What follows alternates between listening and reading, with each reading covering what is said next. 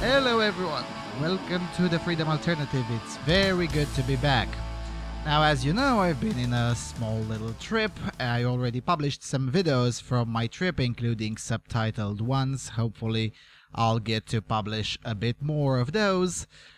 But until then, let me dive into the questions you all asked lately, and especially in the comments section of the Ask Me Anything video. So, this will be part 1 of the Q&A session. There have been so many questions that if I am to include all of them in one video, it would just be too much. So it will probably at the very least 2 parts, maybe even 3 parts. One of the questions is extremely long and it might actually get its own video. Anyway, so let's dive into this.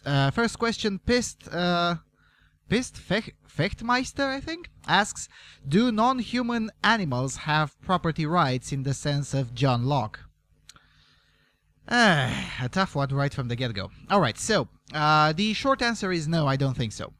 John Locke, as far as I know, excluded animals right from the get-go, mostly because animals could not and still cannot comprehend the morality of property rights. This is made quite clear to me, at least in the second treatise of civil government, chapter 5, in which John Locke says, quote, "Though the earth and all inferior creatures be common to all men, yet every man has a property in his own person. This nobody has any right to but himself. The labor of his body and the work of his hands we may say are properly his. Whatsoever then he removes out of the state that nature hath provided and left it in, he hath mixed his labor with and joined to it something that is his own, and thereby makes it his property. It being by him removed from the common state nature placed it, it hath by his labor something annexed to it, that excludes the common right of other men. For this labor being the unquestionable property of the laborer, no man but he can have a right to what that is once joined to, at least where there is enough and as good left in common for others." Close quote. I think the portion "all inferior creatures be common to all men" makes it quite clear to me. Also, we need to be quite aware that when 17th and 18th century philosophers were saying property, they weren't just meaning property of your own house, but dominion over multiple things. So, for instance, the older meaning of the word property was basically to signify rightful dominion over something.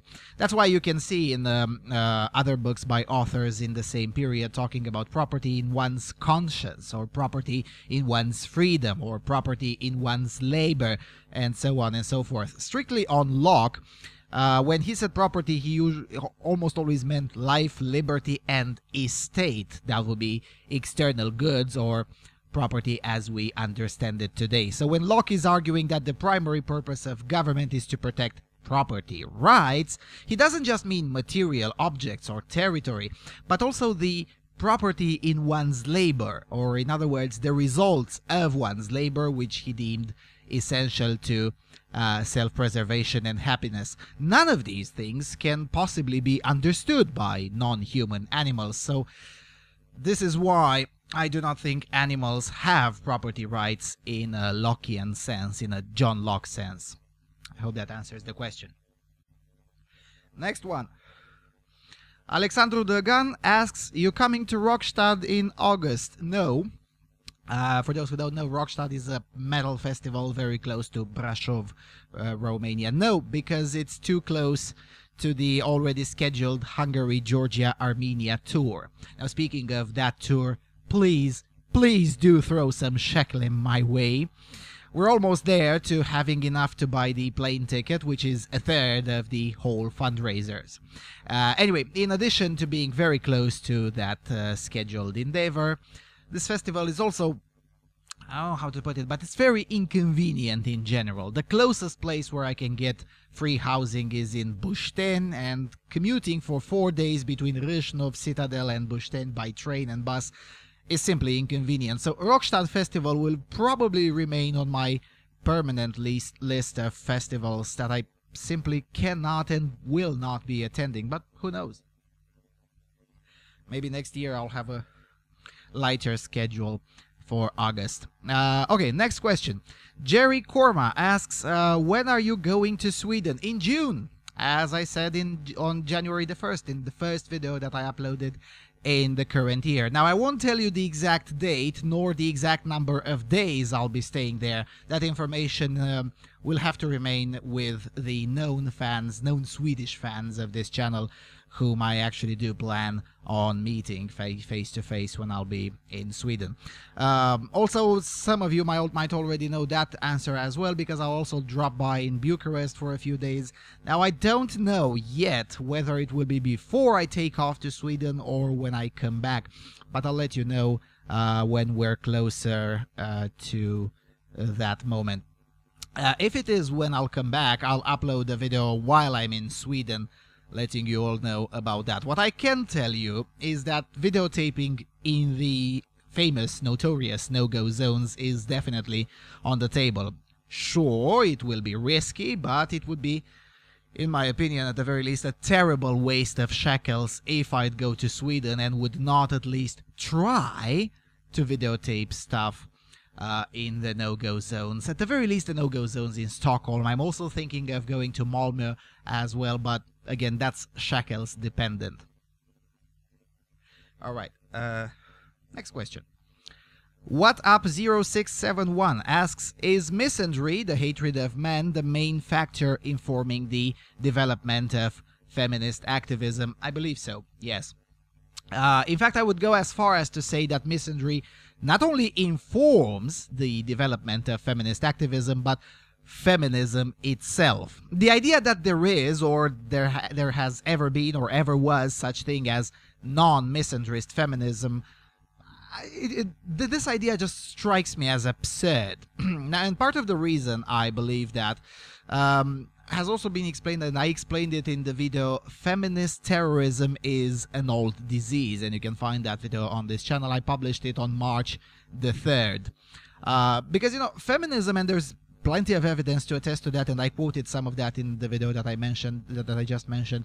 Feminism was misandrist in 1913 as well, and it was misandrist in 1848 too, when the Declaration of Sentiments was written, and even earlier than that. There are writings by, let's call them proto-feminists, going as far back as the 1600s in Italy and Britain, expressing the exact same misandrist bullcrap as everyday feminism does in the current year. Feminism and misandry are, and in my opinion have always been, completely intertwined. There's just no way to untangle these two elements. So the fact that there are feminists who downplay their misandry quite a bit doesn't change that. One such example is, let's say, Christina Hoff Sommers, who claims she's not a misandrist, but at the same time believes that women have a civilizing effect on men. Such people are not sane feminists or based moms or whatever the name is preferred this week. They're just as much of bigots as the Germaine Greers of the world and the Andrea Dworkins of the world. The difference is that the Christina Hoff Sommerses of the world make a much better sales pitch. Now, the activism front of feminism is the place where misandry is much easier to see, though I would argue that misandry is even more obvious not in the activism front, but in the academe, in the so-called academic feminism. And I explained that in a video that I made in September 2015. It's called The Feminist War on Fun and Human Nature. I would recommend watching that too. If I don't forget, I'll include those links in the low bar, but I might forget. Anyway, next question. Herman Spike, I think, if it's Dutch pronunciation, asks, what do you think of MGTOW? Well, MGTOW is the normal reaction to the institutionalization of misandry. Now, mind you, MGTOW in itself isn't exactly a new phenomenon. I mean, even the term itself, men going their own way, has been around for at least 100 years, even though I know some people like to pretend on the internet that they have just invented the wheel. Sorry, folks. Others thought about it before. You see, and this is true in general with many other concepts that appear to be modern. I subscribe to something called philosophical conservatism, which is the ontological position that all political ideas have already been thought about and laid out long before I was born.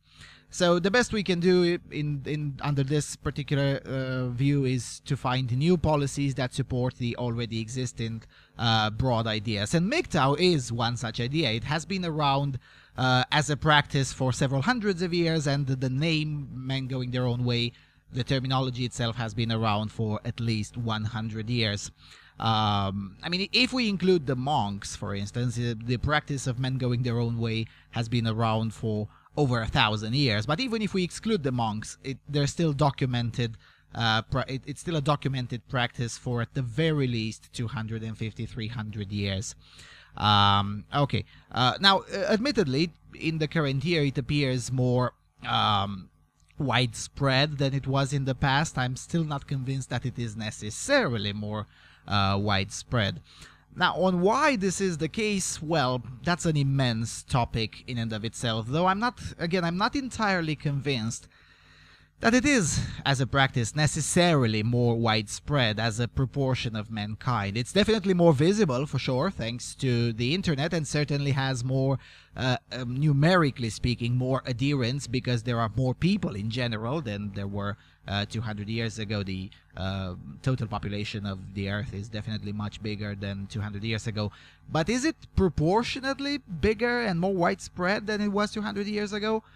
I don't know. It's hard to make the case that it is, that it could be, but it's not an easy task to prove it. Not in the Western world, anyway. And I say not in the Western world because there is also the case of Japan. Now, Japan is a whole different animal, and even there, the herbivore phenomenon isn't exactly new either. Also, I believe that casting the phenomenon of herbivore men as part of MGTOW is at the very least misleading, because it omits the fact that there are also many, let's call them herbivore women too. So it's a whole different dynamic going on there in Japan when compared to the dynamic occurring in the Western world. Now, unlike other conservatives and men's rights activists and so on, I don't fear the MGTOW phenomenon, and the reason is quite simple. Most people, and of course most men, don't want to live a MGTOW lifestyle, and most men will not live a MGTOW lifestyle, at least not the way it is being described by certain popularizers. I wouldn't call them activists, but popularizers on YouTube and other venues. At its most extreme form, MGTOW is barely different from political lesbianism and lesbian separatism practiced by radical feminists in the 50s, the 60s, and 70s. And by the way, their communes have utterly failed. Now, I would venture to argue that such communities, if ever are to be built by men, by MGTOW separatists, they would probably survive much longer, but just like the other ones, wouldn't be so densely populated. So, while I do completely understand why many individuals are drawn to MGTOW-inspired philosophies and communities, I also dare to contend that this will always be a marginal phenomenon. Especially the more hardline versions of it, the ones that, include eschewing all relationships with all women and, the whole 9 yards. I don't think that's ever going to fly with the general population. The softer versions of it, however, might indeed become more popular. Heck, in a way, I'm practicing it too. I mean, I stay away from taxes to the fullest extent that I can.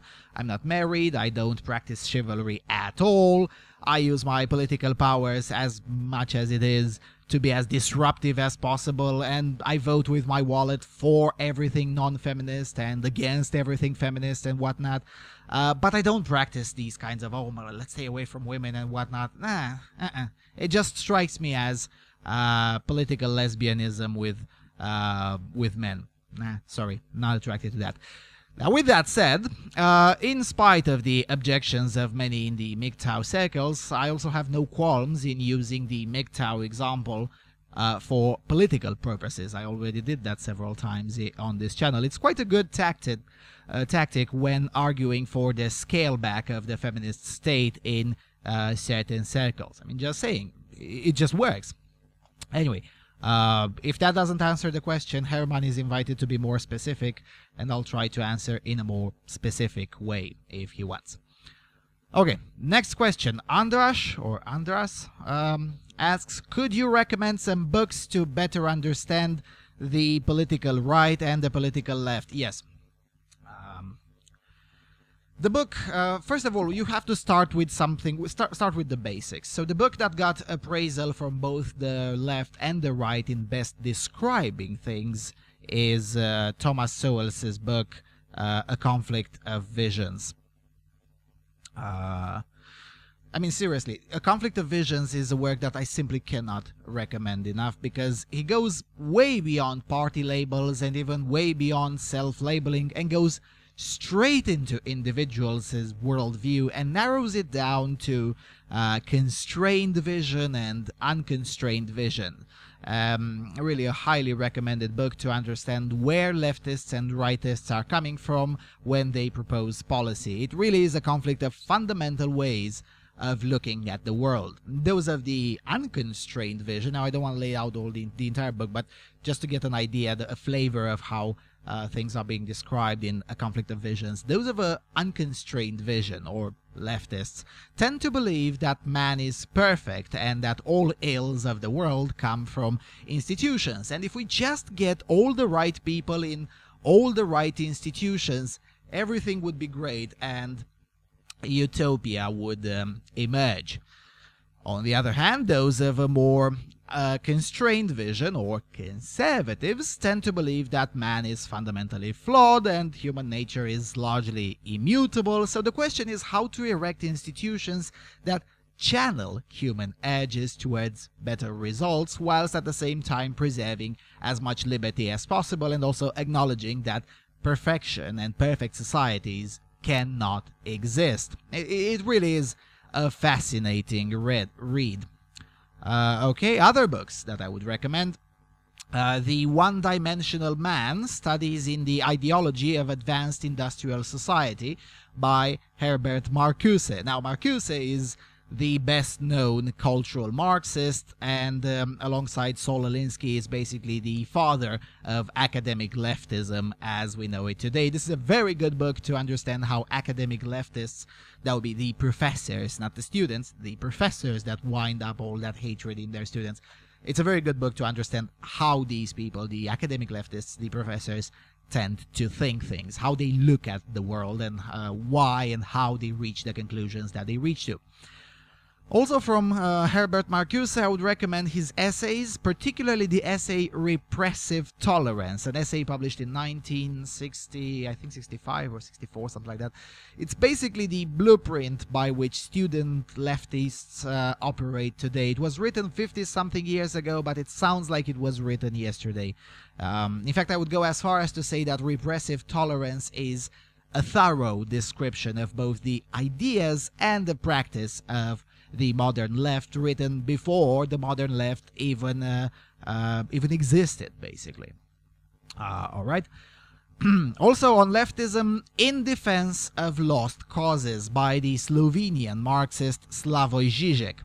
In this book, he argues that the risk of genocide and bloodbath, these risks that totalitarianism can indeed bring, the risk is worth it because the cause of revolutionary authoritarianism is good in and of itself. It's a very horrible read, but the horrifying aspect of the book is not necessarily the book itself. The horrifying part of it is the realization that this is exactly how environmentalists tend to construct thought. It's not just the environmentalists, but in militant eco-Marxists, this train of thought is most obvious. So definitely a must-read if you want to understand particularly the militant part of the left. And even though Slavoj Žižek did not intend this, he basically described environmentalist activists.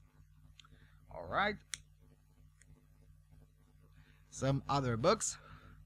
On practical leftism, recommended reading Primetime Propaganda, the true Hollywood story of how the left took over your TV, by Ben Shapiro, now out of the Daily Wire. This is basically a book of investigative journalism. He used the fact that he had a Jewish name and a Harvard degree, and the fact that few people knew at the time that he was a conservative, and used these things to go into Hollywood and ask around about how they treat conservatives, why there are little to no conservative values in Hollywood productions, and so on and so forth. It's a very, very good read, and most of the book is simply interviews with leftists explaining to what they believe to be a fellow lefty how and why they do the things they do. Alright, these are on social issues. On economics, Wealth, Poverty and Politics, an International Perspective by Thomas Sowell is an absolute must. It's a very good read of economic history as well as economic reality in present days. It explains why certain areas of the globe developed better and why certain areas developed worse, and it goes way beyond way behind the 20th century. And he basically argues that some places of the globe remain undeveloped today because of geography and and other trends that predate communism by quite a lot, and predate colonialism, and predate many other ills that are routinely used to explain away undevelopment or underdevelopment even to this day. Now, after you read Wealth, Poverty and Politics by Thomas Sowell, I suggest reading after that the book Capital in the 21st Century by the French Marxist Thomas Piketty. Also on economics, Capitalism and Freedom and Free to Choose, both by Dr. Milton Friedman. And while we're at it, I'll also toss in The Road to Serfdom by Friedrich von Hayek, which should be a must-read for everyone, really. However, all of these make sense if you understand economics at a basic level. So if you don't have any idea about economics, then start with Basic Economics by Thomas Sowell before diving into all the others. Thomas Sowell has this gift of making any complex topic and making it palatable without being in the situation that you would have had to read an entire library of books before even understanding what the hell he's talking about. For instance, he prides himself that he writes books about economics without using graphics and very complex numbers that make it difficult for the average person to understand. And so that's why Basic Economics by Thomas Sowell is a go-to book for anyone, both for leftists and for rightists, to at least get a sense on how economics work. And the reason I recommend this to everyone is because I often find myself having read the opposition's best book, but the opposition not even being aware by my sides of the argument's best books. Okay. Other books that I would recommend: Democracy in America by Alexis de Tocqueville, Righteous Indignation, Excuse Me While I Save the World by Andrew Breitbart, Coming Apart, The State of White America by Charles Murray, and finally on practical right-wing politics, By the People, Rebuilding Liberty Without Permission, also by Charles Murray. In this particular book, he makes the case, and this is a very good book for Europeans too. In this book, he makes the case for civil disobedience and encroaching upon the administrative state. I would recommend this book. I recommended it before in other videos. I simply cannot recommend it enough. All right. Before going further, a few more leftist books.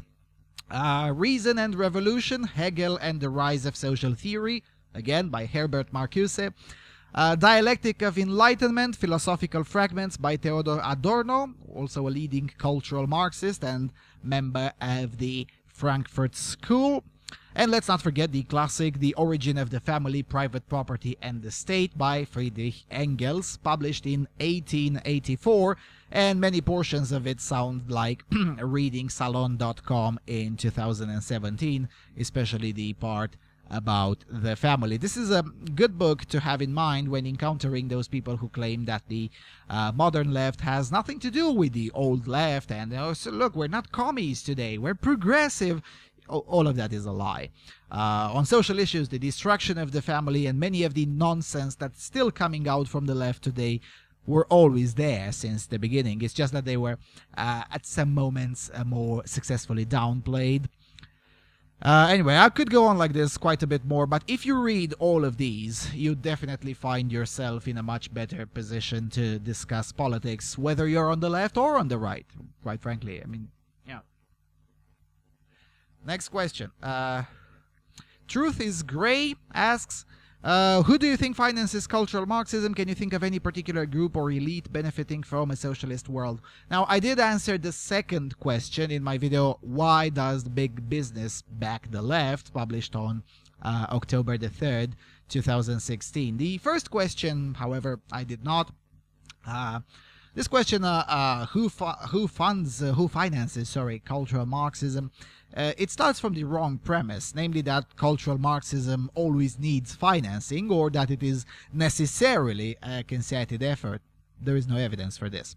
The original cultural Marxists were refugees from Nazi Germany, and many of the cultural Marxist manifestations that we see today aren't necessarily funded by anyone. On this point, I would recommend Richard Weaver's book, Ideas Have Consequences, a book published in 1948, I think, which is not an easy read, at least it wasn't an easy read for me, but which explains how ideas have changed the world, and he goes specifically after bad ideas which have changed the world for the worse. Now, he doesn't go specifically after cultural Marxism, which was extremely marginal in his time, but the train of thought applies almost to the T to the topic of cultural Marxism. The point is that many bad ideas, cultural Marxism included, can be and indeed have been made attractive at the right time. With cultural Marxism, it was the triggering point was the Vietnam War, when Herbert Marcuse made a tremendous sales pitch to the youth, which left a lasting imprint on a generation. And with an absence of an equally vigorous contrary case, well, the success of cultural Marxism was pretty much guaranteed. Now, with that said, there is indeed a case to be made that the state helped in creating this. It is no secret, for instance, that Herbert Marcuse was employed by the OSS, the Office of Strategic Services, I think, which is the precursor of the CIA, and then after he finished his work with the OSS, he then worked for the State Department.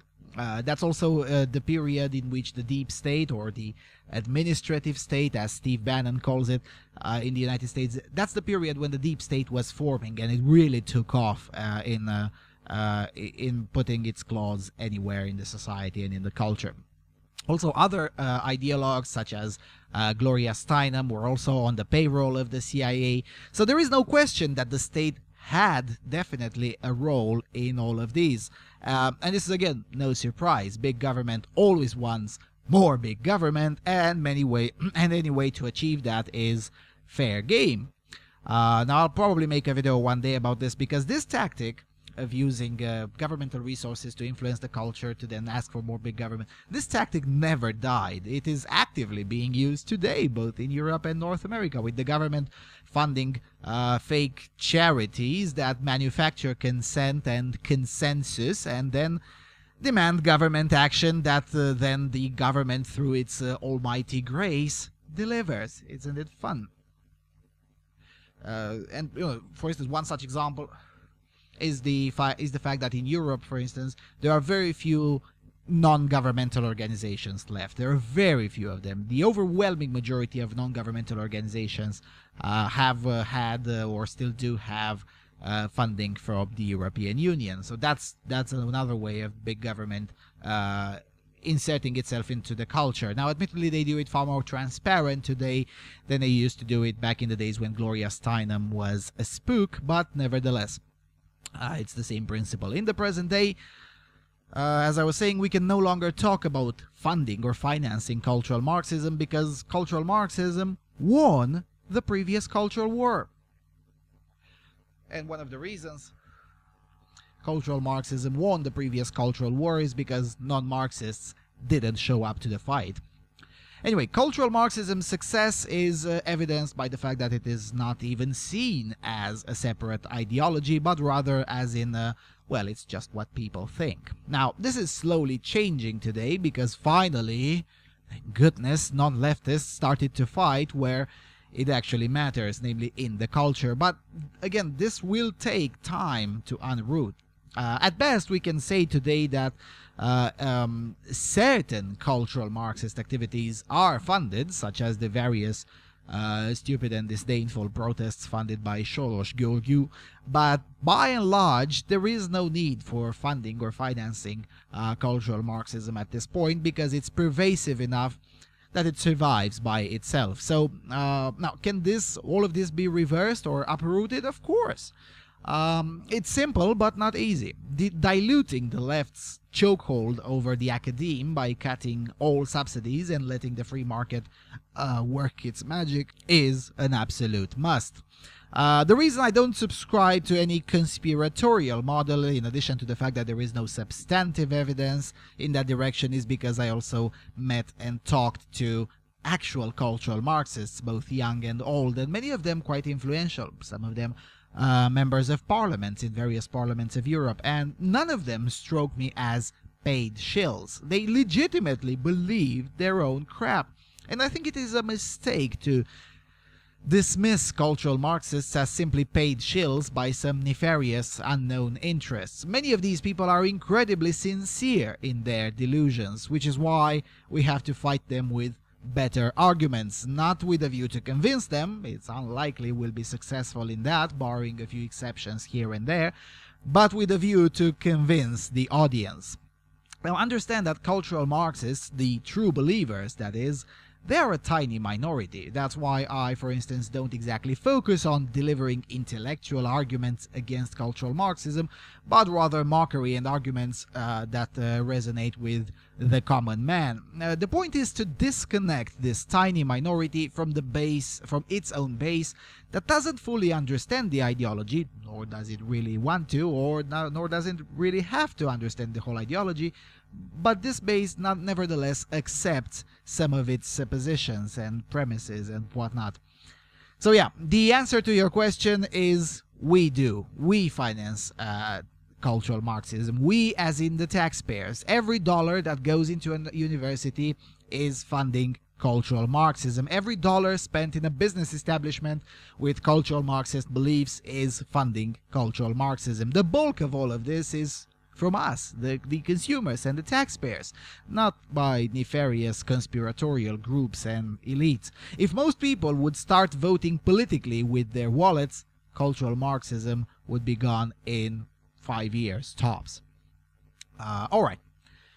Next question. 2222 asks, what would you change about the public healthcare system and the public schooling system in your country?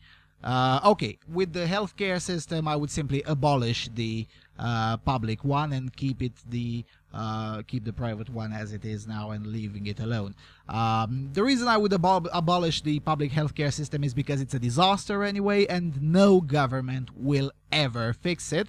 Because the problem is not the lack of funding. In fact, there was a recent study in the case of Romania, the healthcare system is overfunded. The problem is the bureaucracy per se. The fact that it's a state-funded bureaucracy makes it to be utter crap, and that cannot be fixed except through privatization. And mind you, this will happen anyway. In fact, it is already happening, with more and more people from all walks of life opting for private care and dodging the state system as much as they can. Even people who used to call me insane when I was arguing for the exact same thing 10 years ago have now realized that the private market provides the exact same service but at a much lower cost, even without subsidies, than it costs in the state system with subsidies.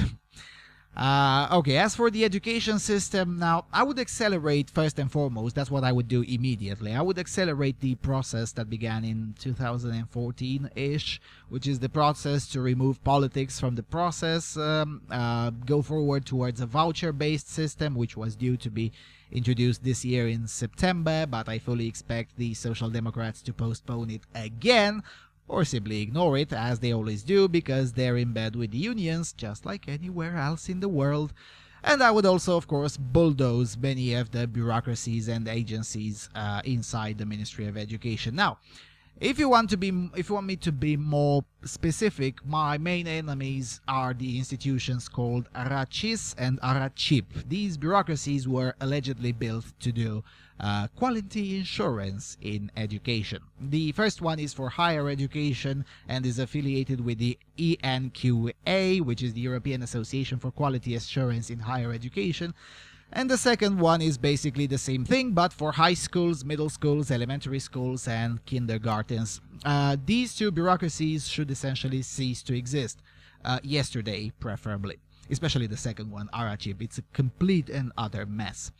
As with any progressive institution, it does the opposite of what it says. It basically, and this again, it's a very common problem with public school systems anywhere in Europe or in North America. It basically promotes teachers on the basis of seniority and papers at the expense of innovative and dynamic teachers who actually achieve something with their pupils. On this issue of public education, the problems here are virtually identical to the ones encountered in the United States. The only difference is that homeschooling is legally dubious here, dubious to come by, and private schools are much more regulated than they are in the United States, which makes the whole thing a lot worse for pupils and for parents. But other than that, any argument that you see in the US works identical here too, on both sides of the debate, really.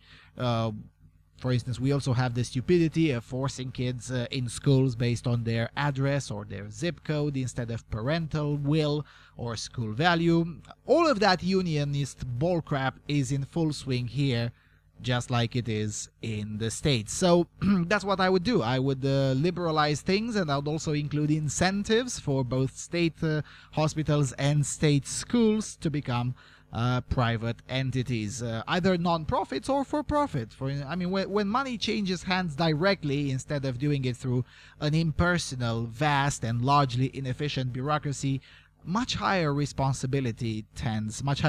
of responsibility tend to emerge. Schools should just simply compete for pupils, and hospitals should compete for patients. Education and healthcare should be the main business of schools and hospitals, instead of filling out paperwork, which is the main business now in most state institutions. Really, doctors spend more time filling out paperwork than actually providing care to the patients. So it is no wonder that many of the very competent doctors eventually end up working in private practice, rejecting the state insurance altogether. I don't blame them. All right, next question. Actually, the next set of questions. Talkvom asks, how many languages do you speak? Well, let's see. There's Romanian, there's English, there's Russian, there's Norwegian, there's French, there's Spanish, there's Italian, so 7. Okay? Now, the thing is that there are two different skill sets. Those who aren't polyglots may not be aware of this. Speaking a language and understanding a language are separate business. All speakers of a language do understand that language, but the reverse is not true. So, for instance, I also do understand to very high degrees languages like Dutch or Portuguese or Ukrainian, Serbian, Swedish, Danish, of course, and I'm getting better and better at understanding German too. But I don't exactly speak these languages. Well, I guess I could make the case for Swedish. Although I'm getting better as time goes by. I'm also quite okay with Hungarian. The problem is that Hungarian is a language which, if you don't practice, you do forget it. It happens with native speakers too, let alone with people who learned it as adults. For instance, whenever I go to Hungary, I need to go to a farmer's market and just stay there for several hours and listen to the people to get my mind set on Hungarian, and then I'll be fine. I'll be able to get by. But if I don't do that, I might as well starve to death. Because in Hungary, foreign languages skills are not exactly a thing. Now, I'm still not able to have a conversation about, let's say, nuclear physics in certain languages, such as Ukrainian, which I'm getting much better at it. But I definitely have no problem getting by when I go to Ukraine, including having coherent conversations with pretty much anyone, but especially with cab drivers. The speaking with cab drivers is an activity I absolutely love, because cab drivers are usually the people who know the most about the city they're working in. I've asked 15 or 20 cab drivers the same set of questions, and you'll have a pretty realistic image of the place you're in. I tested this hypothesis in 12 countries already. It just works like a charm. So, if I include the languages in the latter category, languages that I definitely do understand but have various degrees of how well I can speak them, I'm at 16 languages going strong. Once I'm satisfied with my levels in Ukrainian, German, Hungarian, and Portuguese, I'll probably start looking into an Asian language, maybe Arabic, maybe Farsi, maybe Hebrew. I don't know. We'll see. Anyway, next one. What's your favorite country in the European Union? Please consider all aspects important to you: quality of life, scenery, prosperity, etc. Politically speaking, Poland for sure.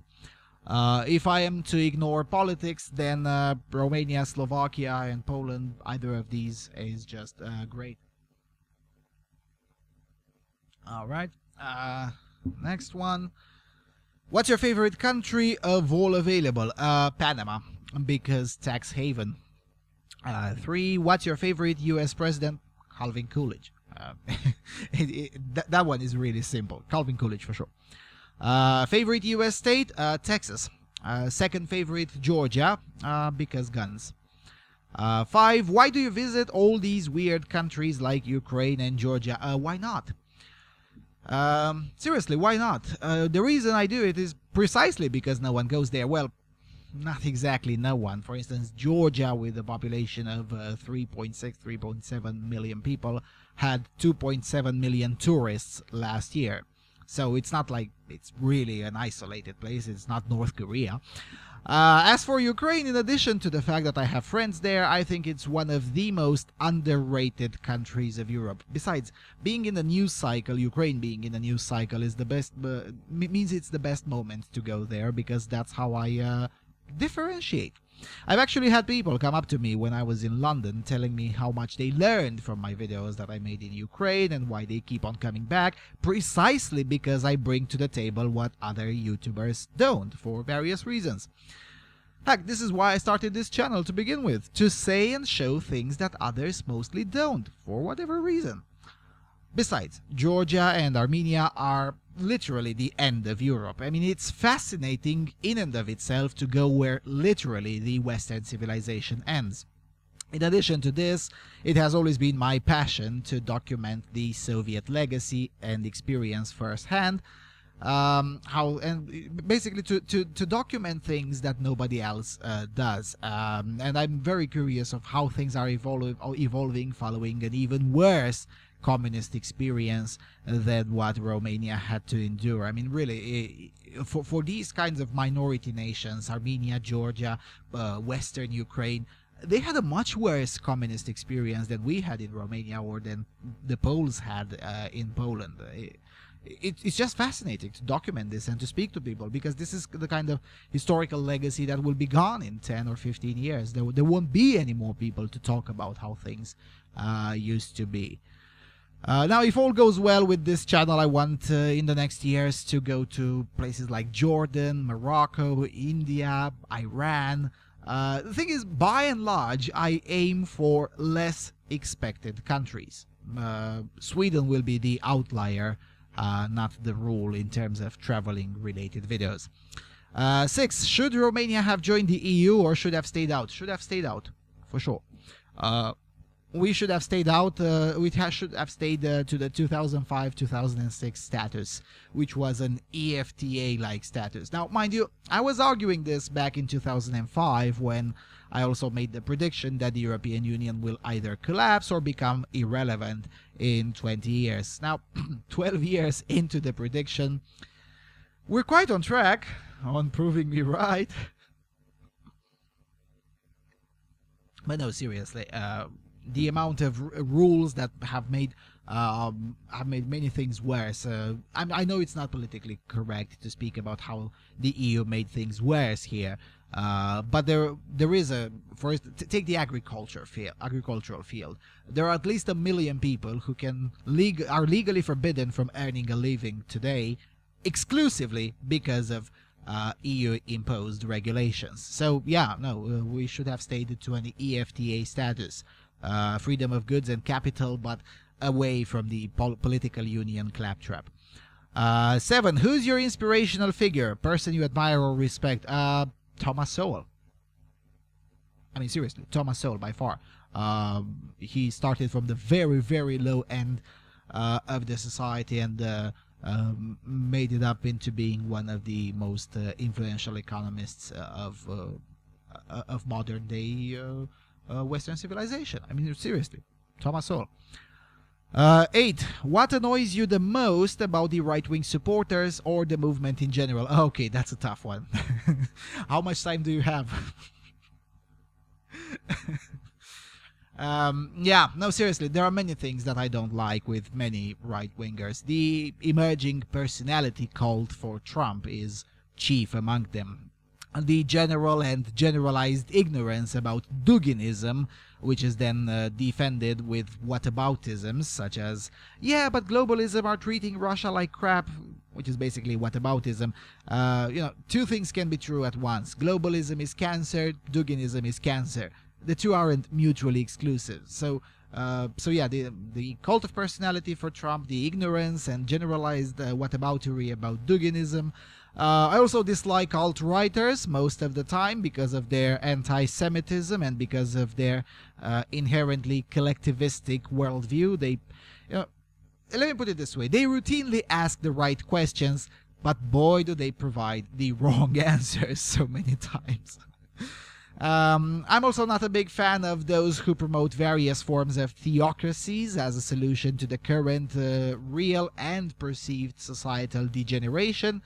But that's because I think that if we cannot persuade people that our way is the better way, then we don't deserve to govern. Replacing an all-encompassing dictatorship with another all-encompassing dictatorship is not exactly noble. But perhaps the people of the right that annoy me the most are those who sit in an armchair and act in the holier-than-thou manner. The kind of people who criticize Trump, for instance, for employing agitprop tactics that are proven to work. The kind of people who criticize Steven Crowder for paying back to the left in kind by employing pranks and disruptions. You know, the moral high ground types who would rather have the right fight with one hand tied behind its back so it can claim the or increasingly imaginary moral high ground. These are the people that annoy me the most because I really do want to win, and I'll take anything that works short of initiating violence and instituting dictatorship, whilst the prescribed ways of these people would have us lose.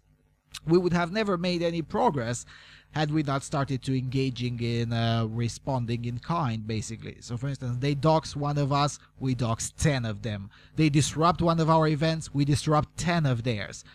Basically, I'm of the Andrew Breitbart school of thought. Go straight after them, straight to the confrontation by any means legal, and be afraid of exactly nothing. So I'm obviously very, very irritated of the moral high ground types who oh my god, I don't want to see the right engaging in agitprop because that's immoral, or I don't want to see the right engaging in disruption and vengeful tactics. Yes, I do. Yes, I do. Come on. You know, as I was saying in many other videos, especially on agitprop is a tool, like a knife. You can use a knife to cut bread with it or to kill someone. Same with agitprop. You can use it to promote totalitarian ideas, or you can use it to disrupt totalitarian ideas. So yeah, that's the segment that annoys me the most, the holier-than-thou types, much more than probably any other segment. Alright, next question. You criticize progressivism a lot, but does it get anything right? As in, do you agree with any part of their agenda? No, not really. I mean, not with modern progressivism. I mean, 1990s era progressivism had one or two good ideas, probably even more than two good ideas, maybe even three. For instance, legalizing weed, although again I argued that they don't go far enough, or making religion in state schools optional and not mandatory. But then again, in the meantime, they evolved into demanding the ban of religion from schools, which is something that I simply cannot support because it's a dick move, and just like it's not the business of the state to impose a religion, it is also not the business of the state to ban religion. The progressivism of the current year has gone so far that even many lefties feel left out, and for bloody good reason, if you ask me. So it's quite hard for me to even think of anything in the progressive agenda of the current year that I can agree with. I don't know. I'm trying. I'm legitimately trying, but no.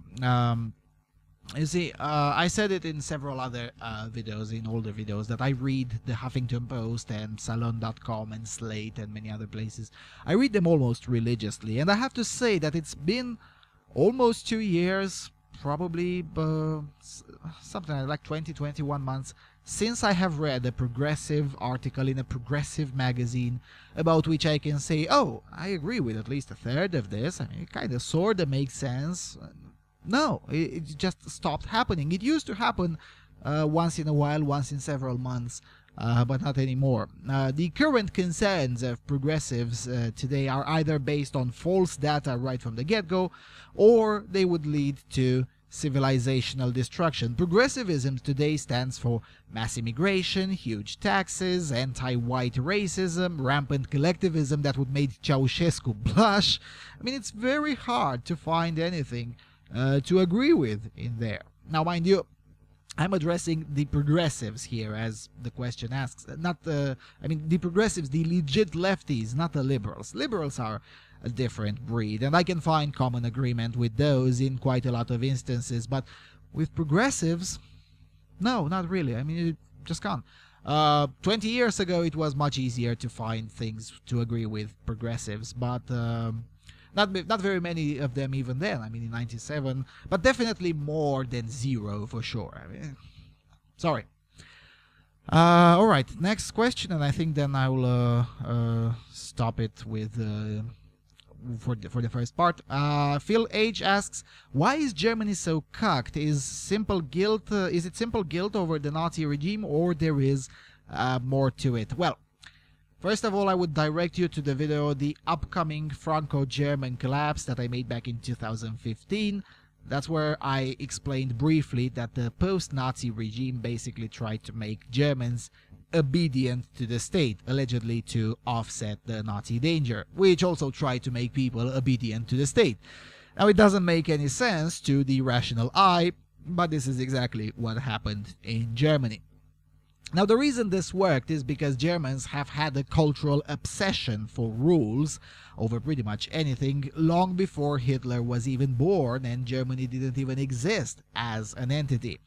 Freedom-oriented thinking is just not really a thing generally in Germany, like at all. Free speech advocates, for instance, in Germany don't really exist, and the overwhelming majority of Germans do not fundamentally believe in freedom of expression. This has been the case for over 100 years, if not more.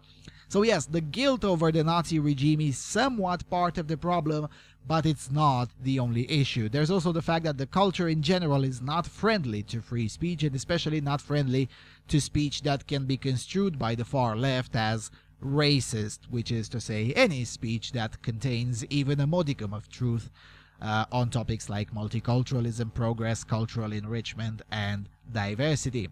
Now, as I was remarking in other videos, there is some hope to this, possibly for the first time in decades, with the new generation of Germans who simply say, you know what, fuck that shit, I'm just going to ignore the polite society altogether and do engage in impolite topics. Now, that hope is in itself minuscule, but it's a lot more than many of us freedom-oriented people have had in the last 20 years or more. I suspect the transformation will come from the former East Germany, the former Deutsche Demokratische Republik, the DDR, where people tend to think more like me because they have a similar background with me. I mean, they saw communism firsthand, they understand totalitarianism much better, and instinctively can smell leftist bollocks much faster.